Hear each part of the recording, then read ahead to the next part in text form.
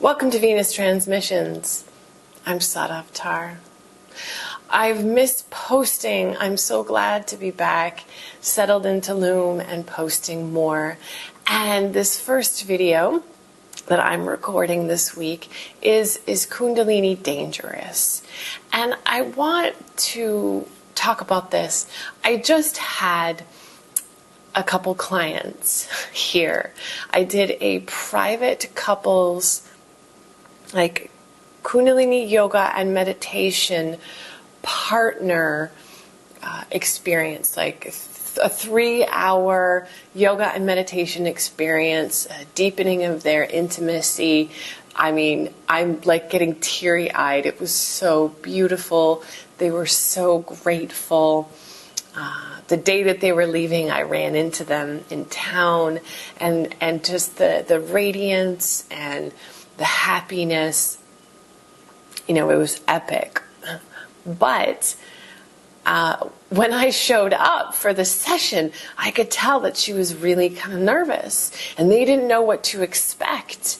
And I take it for granted because I've been practicing Kundalini yoga for over 25 years and teaching for 15.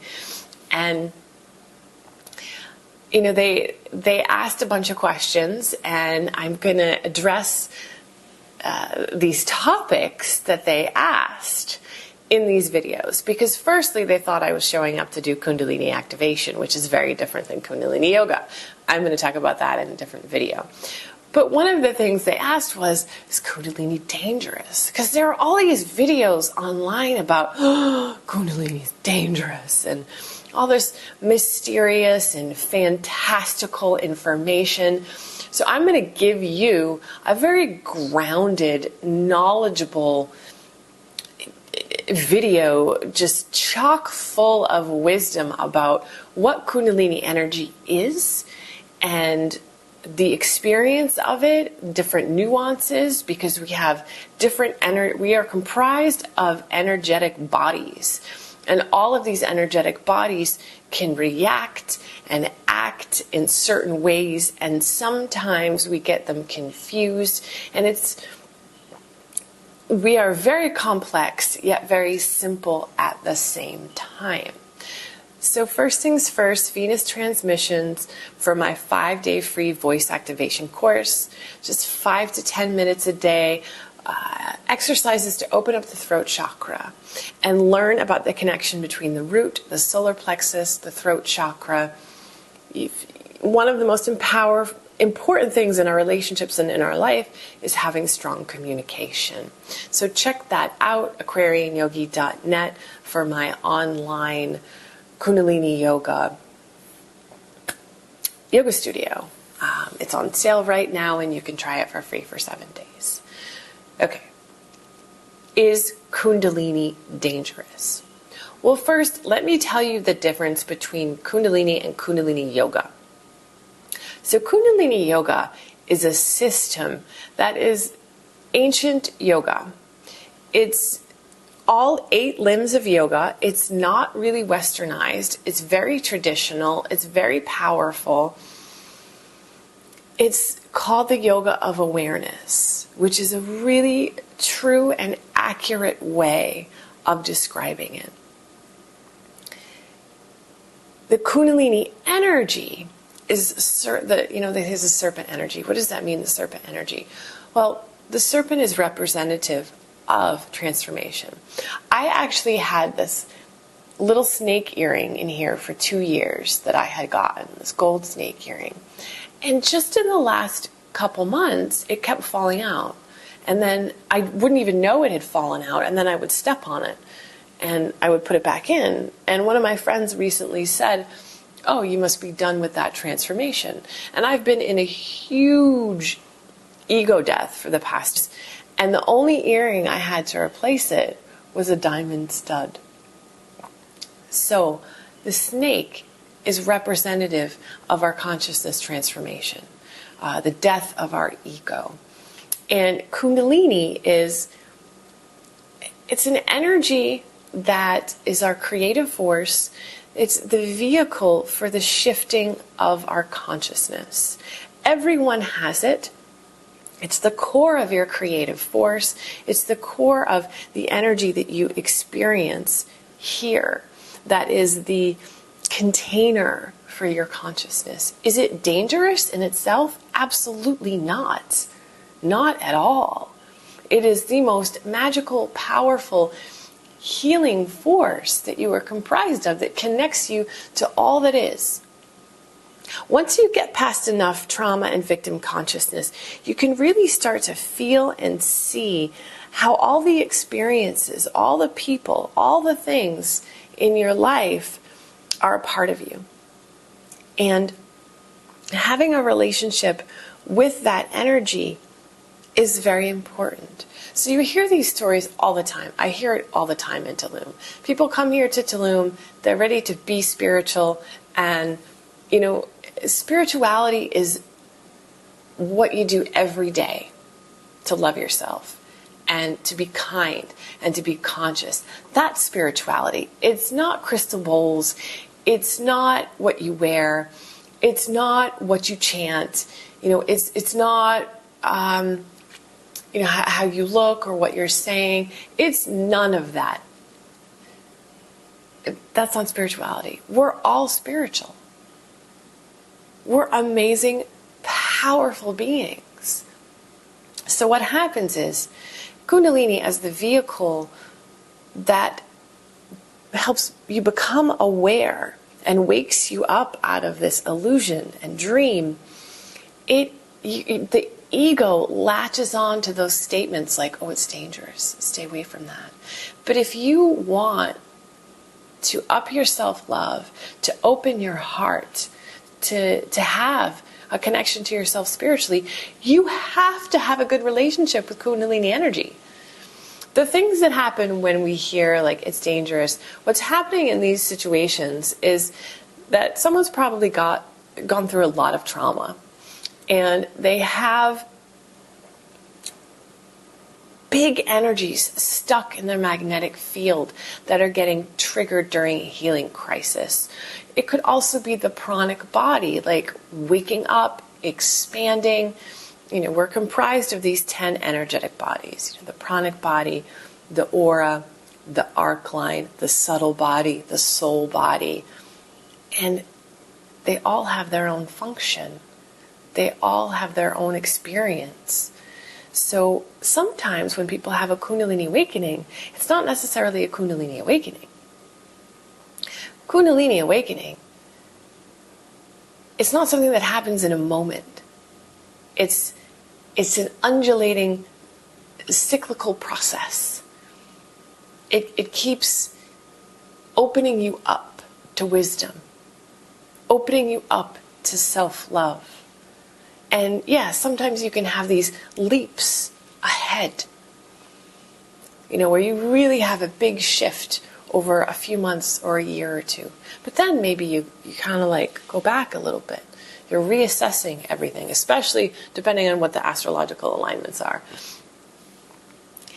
But it's a process. It's not like a goal that you're trying to make happen or reach, basically. There's not one experience necessarily that makes everything, perfect or enlightened. It's the constant kind of nectar and feeling of that connection of self-love between you and your soul. Kundalini in itself isn't dangerous. What could potentially be too much is if you get into an experience where you're pushing your nervous system too hard, you're pushing your body too hard, and it's awakening up deep, deep traumas that your nervous system and your body just don't have the strength to handle. And it creates a difficult scenario where the healing crisis that you get into is a bit too much.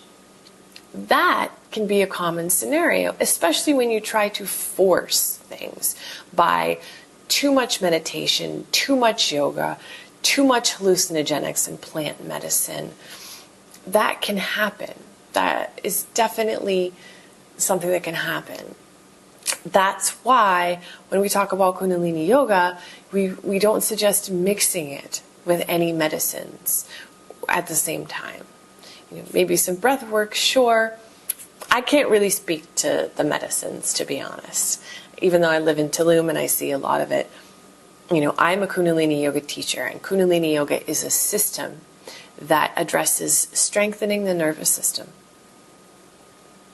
allowing the brain function, brain fluids to function normally, balancing the endocrine system, which is the hormonal system, so that we're functioning. Because truly, to have that deep connection, we need to be healthy. We need to be functioning. The pituitary, the pineal gland need to be processing and projecting our soul and what we've created in a really balanced way. I remember going to a bookshop and opening a book one day, very early on, and it talked about Kundalini and it being dangerous. But again, you cannot transform your consciousness. You cannot transcend the limiting fears and blocks and patterns and ego without Kundalini. It's not possible. You need to have a healthy, supportive relationship and viewpoint with Kundalini energy. I like to take the practical approach, the grounded approach.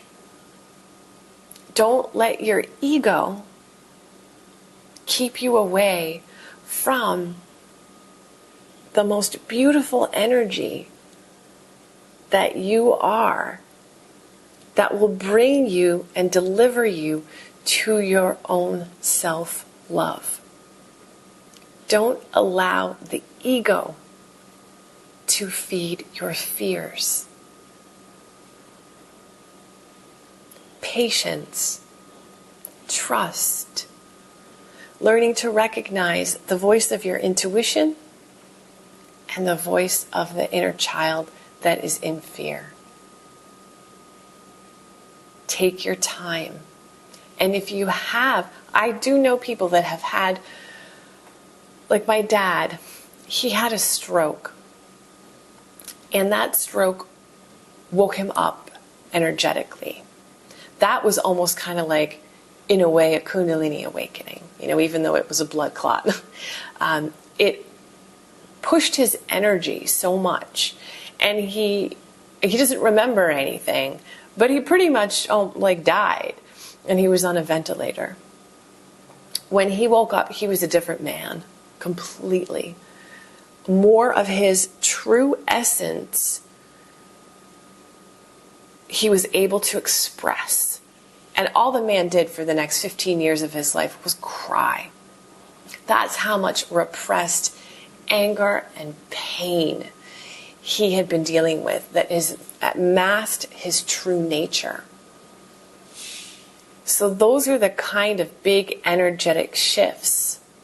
And that's why I really love Kundalini yoga, because it's powerful. It's very powerful. It's very sacred, but it's a container, and it's something that will help the energy flow and move and strengthen your system to be able to handle those kinds of shifts while keeping the body in a healthy state, that's not susceptible to diseases and is balanced.